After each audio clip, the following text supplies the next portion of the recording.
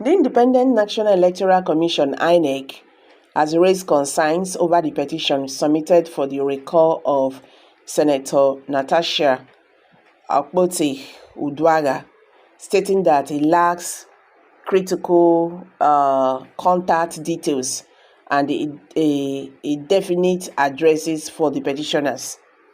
In a press release issued on Tuesday, March 25, 2025, INEC disclosed that while the petition was accompanied by 6 bags of documents containing purported signatures of over half of the 474,554 registered voters in Kogi Central, the submission failed to meet a critical requirement: verifiable contact information.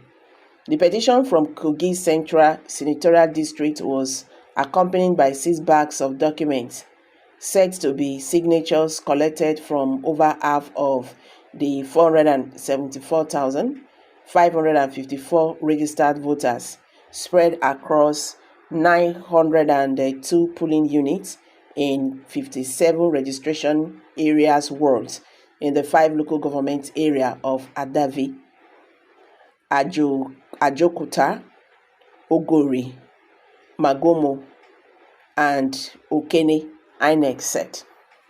The representatives of the petitioners did not provide their contact address, their telephone numbers, and email address in the covering letter forwarding the petition, through which they can be contacted as provided in Clause 1 F in brackets of our regulations and guidelines. It stated the address given in Okene, Kogi State, which is not a definite location for contacting the petitioners.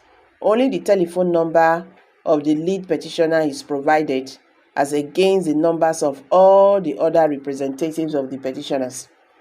This revelation raises fresh questions about the legitimacy of the recall process, which has been marred by allegations of fraud and political witch hunts.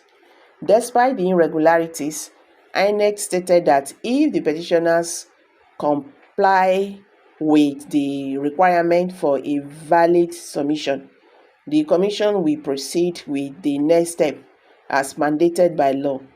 It said the Commissioner wishes to reiterate that the recall of a legislator, this is the prerogative of registered voters in a constituency who sign a petition indicating loss of confidence in the legislator representing them. Once the petition meets the requirement of submission as contained in our regulations, the Commission shall commence the verification of the signatures in each polling unit in an open process restricted to registered voters that signed the petition only.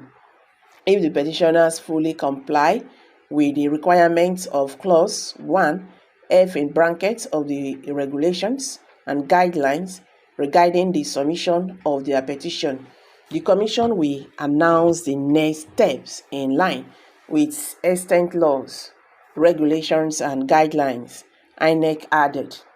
However, in the absence of a clear contact address, the electoral body admitted that it is seeking other means to notify the petitioners of the situation. On Monday, Sahara Reporters reported that approximately 250,000 voters from Kogi Central purportedly signed the recall petition against Senator Natasha Uduaghan.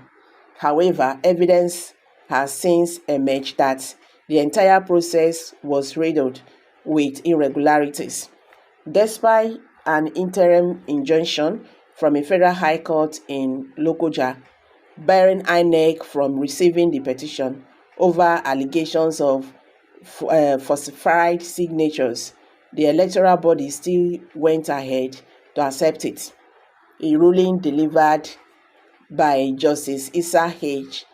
in suit number FHC/LK CS/13/2025 restrained INEC from receiving, accepting, or acting in any way whatsoever or any purported petition submitted containing fictitious signatures and names of purported members of Kogi Central Senatorial District. The case is scheduled for a hearing on May 6, 2025. Meanwhile, multiple reports have accused political allies of Yaya Bello, the former Kogi governor, of orchestrating the recall in retaliation against Natasha who has been an outspoken critic of the ruling establishment. Residents allege that voters were deceived into signing recall documents under the pretense of participating in an empowerment program. We are not here for the recall process of Natasha. We are here for an empowerment, and we were given instructions to come with our voter cards, a resident reviewed in a video obtained by Sahara reporters. Another resident, Mrs. Joseph, described the entire process as fraudulent, saying, "I call the recall process a mess. Nobody was aware of it at all. These people deceived them with the promise of empowerment. It was only when we arrived that many of us realized that this was not normal." She further alleged that the recall effort lacked genuine public support. I see it as a fraud, and they are doing something the people do not support. Myself do not support it, and the majority of people in this local government are against it. The timing of the recall process has fueled speculations of political persecution. Uduaghan was recently suspended from the Senate after she publicly accused Senate President Godwin Akpabio of sexual harassment, a move widely seen as politically motivated.